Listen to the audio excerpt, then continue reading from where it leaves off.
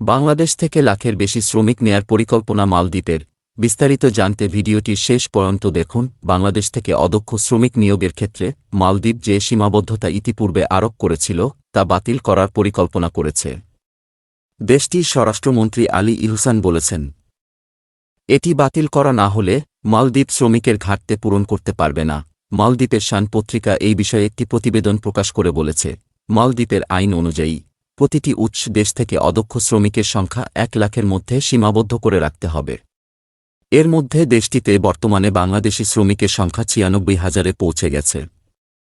গত মঙ্গলবার মালদ্বীপ সংসদের জাতীয় নিরাপত্তা কমিটির সঙ্গে এক বৈঠকে স্বরাষ্ট্রমন্ত্রী আলী ইহসান বলেছেন, বর্তমান নিষেধাজ্ঞা তুলে নেওয়ার সঙ্গে সঙ্গেই দেশটিতে বাংলাদেশি শ্রমিকের সংখ্যা লাখের ঘরে পৌঁছে যাবে। তিনি বলেন, মালদ্বীপে শ্রমের বর্তমান চাহিদা এবং একই সঙ্গে ভবিষ্যৎ চাহিদার উপর ভিত্তি করে বাংলাদেশি শ্রমিকদের 1 লাখের সীমা এমন কিছু যা আমাদের অবশ্যই বাদ দিতে হবে।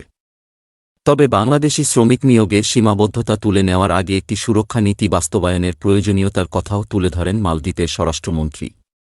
এক্ষেত্রে দেশটিতে অবস্থান করা সব প্রবাসীর একটি বায়োমেট্রিক ডেটা রেকর্ড তৈরি করার কথাও বলেন তিনি।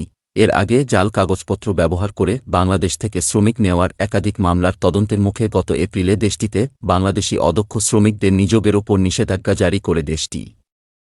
কিন্তু বর্তমান বাস্তবতায় আলী ইহসান মনে করেন, বাংলাদেশি শ্রমিকদের ক্ষেত্রে এই সীমাবদ্ধতা উল্টে যেতে পারে।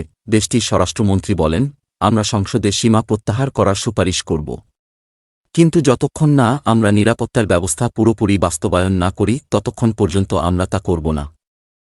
উল্লেখ্য, 2019 সালের সেপ্টেম্বরে মালদ্বীপের আগের সরকার প্রথমবারের মতো বাংলাদেশ থেকে অদক্ষ শ্রমিক নিয়োগের ক্ষেত্রে সীমারেখা টেনে দিয়েছিল। বর্তমান সরকার ক্ষমতায় আসার পরই গত ডিসেম্বরে সীমানা রেখা তুলে নেওয়া হয়। কিন্তু গত এপ্রিলে জাল কাগজপত্র ব্যবহার করে অনুপ্রবেশের কারণে বাংলাদেশি কর্মী নিয়োগ আবার সীমিত করা হয়। অবৈধ অভিবাসন মালদ্বীপের একটি দীর্ঘস্থায়ী সমস্যা। অবৈধ অভিবাসন ঠেকাতে কুরাঙ্গি নামে বিশেষ অভিযান শুরু করেছে দেশটির স্বরাষ্ট্র মন্ত্রণালয়।